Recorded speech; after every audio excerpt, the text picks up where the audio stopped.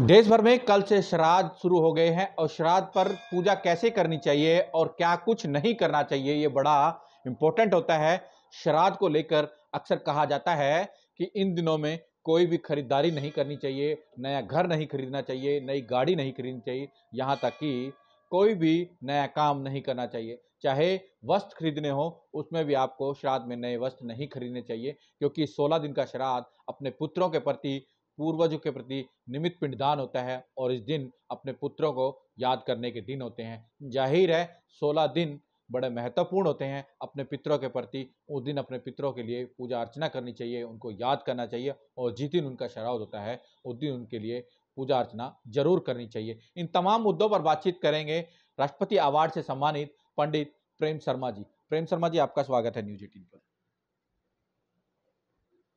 ऐसा है, कल पूर्णिमा और प्रतिपदा दोनों का श्राद्ध हो चुका है।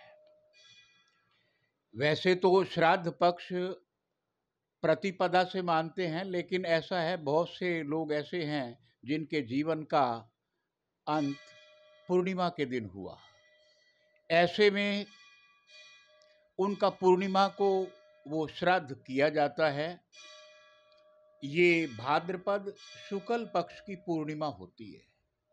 श्राद्ध पक्ष अश्विन शुक्ल कृष्ण पक्ष से शुरू होता है और वो अमावस पर्यंत चलता है, यानी कि ये श्राद्ध पक्ष जो है हमारा 14 तक चलेगा। प्रतिपदा भी कल ही क्यों श्राद्ध हमने किया, क्योंकि वो आज प्रतिपदा 12:22 दोपहर तक है। अब ये अपराह्न को स्पर्श नहीं करती है। शास्त्रोक्त जो कथन है, किसी भी श्राद्ध में उस तिथि का अपराह्न को स्पर्श करना, अपराह्न में होना, ये बड़ा आवश्यक तत्व कहा गया है। पूजा सबसे बड़ी महत्वपूर्ण होती है। खास तौर में लोग जानना चाहते हैं पूजा का समय क्या होता है, श्राद्ध पे तर्पण का समय क्या होना चाहिए। हाँ, ये वैसे जो पितृ कर्म है वो हमें बहुत प्रातः तो नहीं करना चाहिए, लेकिन मध्याह्न और अपराह्न जो है इसके लिए प्रशस्त कहा गया है पूजा पाठ के लिए। और इसमें हम देखिए, हमारे भारत की संस्कृति, हम सवेरे उठते हैं, अपने दैनिक जो हमारे नित्य नैमित्तिक कर्म हैं वो करते हैं, स्नान इत्यादि से निवृत्त होते हैं। उसके बाद हम पितृतर्पण के लिए उद्यत होते हैं।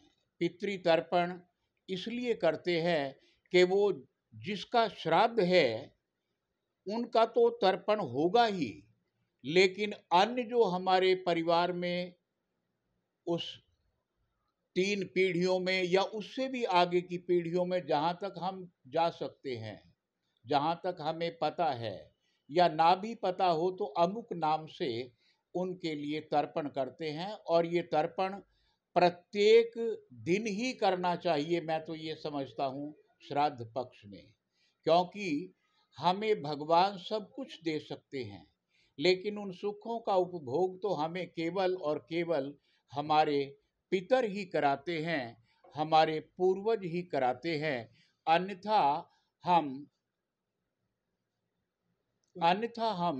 मतलब उन सुखों का उपभोग करने के अधिकारी नहीं बन पाते हैं। तो शर्मा जी, क्या एक श्राद्ध पक्ष बड़ा इंपॉर्टेंट होता है 16 दिन का, क्या कुछ ऐसा नहीं करना चाहिए, वो आप हमें बताएंगे क्या कुछ खास नहीं करना चाहिए। नहीं, देखिए, करने में तो ये है कि तर्पण प्रत्येक दिन करना चाहिए, भोजन भी प्रतिदिन वितरण करना चाहिए यथा सामर्थ्य के गरीब लोगों को अनुसार। सब, भोजन हाँ, कराना। गरीबों को कराओ, जरूरतमंदों को दो, और ये परम आवश्यक है भोजन वितरण। और भोजन से अधिक दान का कोई फल नहीं कहा गया है। भोजन सर्वाधिक जो है पवित्र एक तरह से दान है, क्योंकि हमारे शरीर में जठराग्नि है, उसमें एक तरह से ये हवन होता है और हम अपनी भूख को और प्यास को, पिपासा को शांत करते हैं।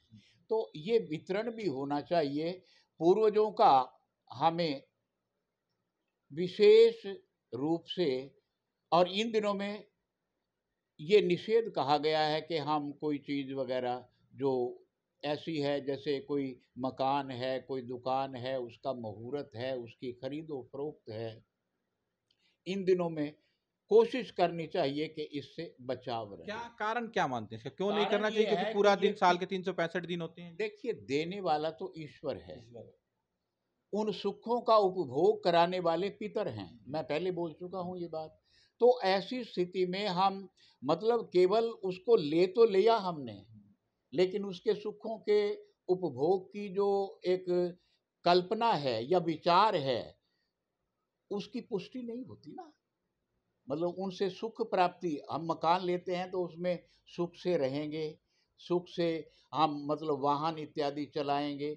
ये सारा कुछ जो है ना, मतलब हमें कोशिश करनी चाहिए कि नया कोई भी कार्य हम इसमें प्रारंभ ना करें। तो ऐसा ऐसा भी माना जाता है पंडित जी कि जो पितरों की अपनी पूजा अर्चना करनी चाहिए, अगर हम पितरों को अपने सुख नहीं रख पाए तो कहीं न कहीं विघ्न भी डाल सकते हैं। क्या विघ्न होते हैं नहीं कि देखिए, शादी वगैरह भी नहीं हो पाती है या घर में किसी के परिवार में बच्चे नहीं हो पाते हैं, तो ऐसा भी कुछ माना जाता है? नहीं ऐसा है, पितरों पर ही हम निर्भर करते हैं। 3 पीढ़ियाँ हमारे शरीर में प्रत्यक्ष है और 3 बाद की पीढ़ियाँ हमारे शरीर में अप्रत्यक्ष होती है। और जो हमारे जो पूर्वज हैं, जहाँ से हम चले हैं, उनका फोर फादर्स का लहू भी हमारे शरीर में रहता है। तो ऐसे में 3 पीढ़ियों के लिए तो हमें श्राद्ध करना ही है, चाहे वो दादा है या दादी है, परदादा है या परदादी है, वृद्ध परदादा है या वृद्ध परदादी है, या और भी उनके उस समय के समकालीन जो हमारे परिवार के सदस्य रहे होंगे, उनका आगे चाहे कोई आगे नहीं भी चलता है, कई बार ऐसा भी होता है, तो उनका सब दायित्व हम पर आता है। मुझे तो ये कहना है कि 16 के 16 दिन ये पितरों के लिए समर्पित होने चाहिए, और बड़े श्रद्धा भाव से, केवल औपचारिकता से नहीं, इनको तो अपने हृदय की गहराइयों से जो चीज़ हमारे अंदर है, उसको भी अगर हम औपचारिकता से ही निर्वहन करने लगें, तो शायद हम अनुचित कर रहे हैं। अगर जो लोग गया दूर पड़ता है, बिहार पटना के पास गया, वो लोग वहाँ नहीं जा सके, तो हरियाणा में कहाँ पर आके वो अपने पितरों के प्रति निमित्त पिंडदान करें? वैसे तो ये है कि जब श्राद्धों में सोमवार हो और उस दिन अमावस हो, तो फल्गु फल्गु। में जो स्नान है और जो पितरों का तर्पण है या पूजा पाठ है या दान दक्षिणा देनी है या भोजन इत्यादि का वितरण करना है, वो बड़ा प्रशस्त कहा गया है, गया के समान। मतलब इससे ना पितरों की मोक्ष की एक जो कामना हम करते हैं, जीवन के 4 लक्ष्य हमें दिए गए हैं हमारे ऋषियों मनीषियों के द्वारा: धर्म, अर्थ, काम और मोक्ष। मोक्ष जो है सर्वोच्च है, और वो मोक्ष के लिए मार्ग प्रशस्त करता है इस समय का पिंडदान, और ये गया में प्रशस्ति है। अगर जो लोग गया नहीं जा हाँ, पाए, गया में नहीं जा पाते, दूर पड़ता है उनको, कुछ लोग तो वहाँ 16 के 16 दिन करते हैं। अपनी उपस्थिति रखते हैं, और प्रतिदिन वो अपने नित्य नैमित्तिक कार्य जो उनको वहाँ समझाए जाते हैं, बताए जाते हैं, उनको करते हैं। लेकिन अगर सामर्थ्य नहीं है, तो ऐसे में कुरुक्षेत्र कुरुक्षेत्र तो वो भूमि है जहाँ मान लिया किसका, यहाँ तो महाभारत हुआ, 18 अक्षौणी दल यहाँ आया। अब कृष्ण उनको हस्तिनापुर से यहाँ क्यों लेके आए? यहीं पर उनका भी हाँ, इसीलिए इसीलिए तर्पण में भीष्म को भी याद किया जाता है। तर्पण देते समय जहाँ अपने पूर्वजों का ध्यान करते हैं, वहाँ भीष्म का भी नाम उसमें प्रशस्ति कारक है, और उस विधान में पूरा उसका ब्यौरा है। और रही बात ये कि यहाँ इसलिए लाए कि चाहे जल में, चाहे धरती पर, पृथ्वी पर, चाहे अंतरिक्ष में, कहीं भी जीवन का समापन हो और किसी भी प्रकार से हो, तो किसी विधान की कोई आवश्यकता ना पड़े। यहाँ के तो फूल भी हरिद्वार नहीं जाते 48 कोस के, उसके पीछे यही है कि यहाँ ऐसी भूमि जहाँ मोक्ष ही मोक्ष है। मतलब युद्ध की भूमि में जो सैनिक मारे गए, उनका भी तर्पण हाँ, धर्म सबका। क्षेत्र कुरुक्षेत्र में। हाँ, मतलब वो एक भूमि ऐसी उसको चयनित किया भगवान ने स्वयं। द्वापर में श्री कृष्ण के ही तो निर्देशन में वो धर्म युद्ध लड़ा गया ना। तो इसलिए मतलब नितांत सत्य है कि यहाँ अगर पिंडदान किया जाए कुरुक्षेत्र में तो उसका और भी अधिक फल है, क्योंकि एक समय विशेष होता है जब हम किसी को का मतलब किसी कार्य को अपने जीवन में मतलब एक तरह से अपना दायित्व समझ के अपनी हृदय के से मतलब अपनी जिम्मेवारियों को समझते हुए इनको पूरा करते हैं। पृथु पृथुदक पेहवा, वहाँ भी पिंडदान की प्रशस्ति कही गई है और वहाँ भी बहुत सारे लोग आते हैं। तो इस तरह से ये कर्म जो है ना पितरों के प्रति, ये जब हम उनके अंश हैं तो हमारा दायित्व है उनके प्रति कार्य करने का, उनसे आशीर्वाद हम वो तो देंगे आशीर्वाद।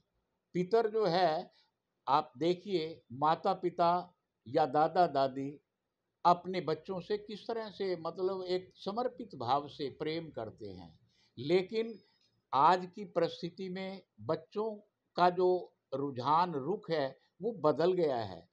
पितर या बड़े बुजुर्ग उनसे रुष्ट नहीं होते हैं, लेकिन फिर भी वो ये चाहते हैं कि ये ठीक मार्ग पर चलें और उस मार्ग पर चलना उसमें ये प्रक्रिया भी एक महत्वपूर्ण प्रक्रिया है और इसे करना चाहिए।